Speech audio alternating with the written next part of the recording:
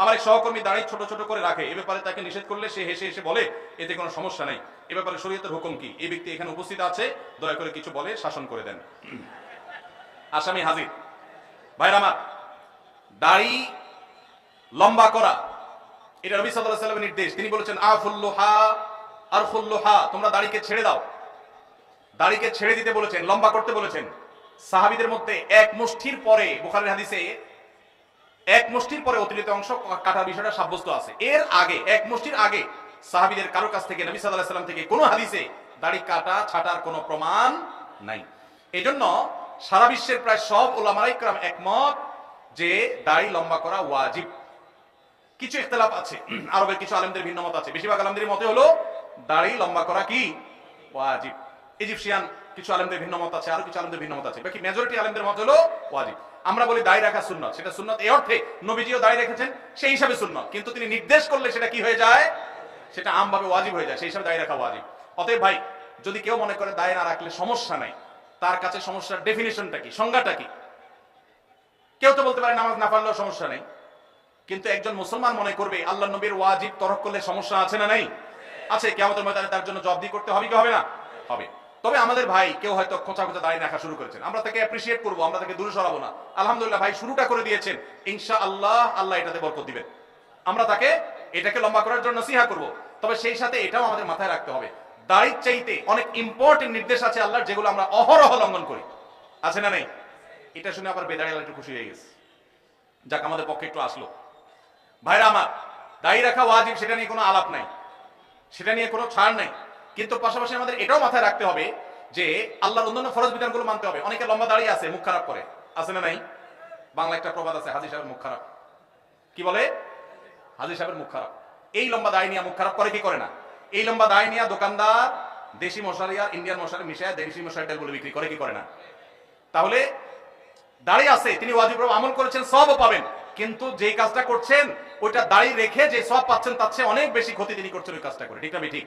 এই জন্য আমাদের পরিপূর্ণভাবে দিনে প্রবেশ করতে হবে, আল্লাহ আমাদেরকে তৌফিক দান করুন। কিন্তু সেই সাথে দাড়িও লম্বা করার চেষ্টা করতে হবে। কিন্তু কোনো ভাই করছেন না, আমরা বেশিরভাগ মানুষ অন্যকে নিয়ে পড়ে থাকি। একটা বড় মুসিবত হলো বাংলাদেশের মানুষের, আমরা অন্যের চরকায় তেল একটু, আমাকে আল্লাহ দাড়ি রাখার তৌফিক দিয়েছে আলহামদুলিল্লাহ। আমি এখন চিন্তা করবো আমার আখলাকটা ঠিক হয়েছে কিনা, আমি বউরে বাসায় গালি দিই কিনা, আমি কর্মচারীদের সাথে চালের মতো ব্যবহার করি কিনা, আমি মানুষের হক মারি কিনা, আমি দেখবো আমার বাকি আর কোথায় ল্যাকিংস আছে সেটা আমি দূর করবো। আমি দাঁড়িয়ে আছে, এই জন্য যার দাড়ি নেই তারে খোঁচা মারি করি আমি। এটা তো কোনো মুসলমানের কাজ হতে, আমি চাইবো আমার ভাই দাড়ি লম্বা হোক, কিন্তু সেই সাথে আমি চাইবো আমার আরো যে দুর্বলতা আছে সেগুলো যেন দূর হয়। আল্লাহ আমাদেরকে আমলের তৌফিক দান করুন। কেউ কোনো অন্যায় করলে তাকে যে কেউ শাস্তি দিতে পারবে কিনা? ভাইরা আমার, কোথাও কোনো অপরাধ হচ্ছে, কেউ কোনো অন্যায় কাজে লিপ্ত, তার সে অন্যায়ের শাস্তি আপনি নিজে হাতে দিবেন কিনা, অর্থাৎ আইন হাতে তুলে নেবেন কিনা? এই প্রশ্ন উত্তরে বলতে চাই এখানে দুইটা জিনিস আছে। একটা হলো অন্যায় দেখলে বাধা দেওয়া, যেটাকে নাহি আনিল মুনকার বলেছে কোরআন। এই নাহি আনিল মুনকারটা আমাদের উপরে কর্তব্য। নবী সাল্লাল্লাহু আলাইহি ওয়াসাল্লাম বলেছেন মান রাআ মিনকুম মুনকারান ফালইয়ুগাইয়িরহু বিয়াদি ফাইল্লাম ইয়াস্তাতি' ফাবিলিসানি ফাইল্লাম ইয়াস্তাতি' ফাবিকলবি ওয়া যালিকা আযআফুল ঈমান। কোথাও কোথাও কোনো অনাচার দেখেছেন, কোনো অন্যায় দেখেছেন, আপনার দায়িত্ব হলো হাত দিয়ে সেটাকে থামিয়ে দেওয়া। এর মানে কিন্তু আইন হাতে তুলে নেওয়া না। এর মানে অন্যায়কারীকে শাস্তি দিয়ে শাস্তি কার্যকর করা নয়, তার বিচার করা নয়। এর মানে হলো আপনি আপনার শ্রম, মেধা, কায়িক পরিশ্রম দিয়ে সে অন্যায়টা যেন না হয় তার জন্য আপনি উদ্যোগ গ্রহণ করলেন। সে উদ্যোগটা আপনাকে আইন হাতে তুলে নিতে বলে না, কিন্তু উদ্যোগ নিতে হবে। আর যদি সেটা না পারেন, অন্তত মুখ দিয়া বলবেন ভাই অন্যায়টা করবেন না। আপনি যদি কোথাও অন্যায় হচ্ছে দেখেন, আপনি সেখানে প্রতিবাদ করবেন। তবে সেক্ষেত্রে নাহি আনিল মুনকার করার ক্ষেত্রেও, অসৎ কাজ অন্যায় কাজে বাধা দান করার ক্ষেত্রেও আপনাকে হিকমা অবলম্বন করতে হবে, আপনাকে সর্বোচ্চ উপায় অবলম্বন করতে হবে, যথাযথ উপায়। যদি সেক্ষেত্রে আপনি ত্রুটি করেন, তাহলে দ্বীনের খেদমত করতে গিয়ে দ্বীনের আরো ক্ষতি হতে পারে কি পারে না? এই জন্য ভাইরা, বিদগ্ধ আল্লাহ বিরু আলেমদের সংস্রব, সোহবত, তত্ত্বাবধান নিয়ে এই সমস্ত কাজ করবেন, তাহলে এই সব কাজ সুফল বয়ে আনবে। আর না হলে এগুলো ক্ষতি আমাদের করবে। চেষ্টা করবো তো সবাই ইনশাআল্লাহ।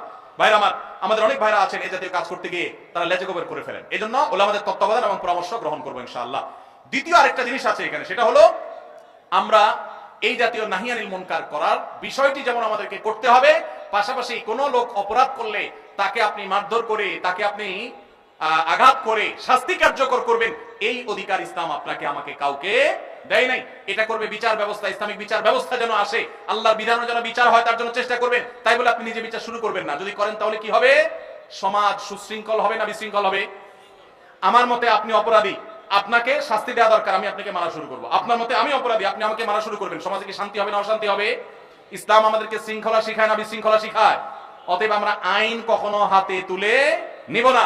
কারোর বিচার করার দায়িত্ব আমার আপনার না, তবে আমাদের দায়িত্ব নাহিয়ানিল মুনকার করা।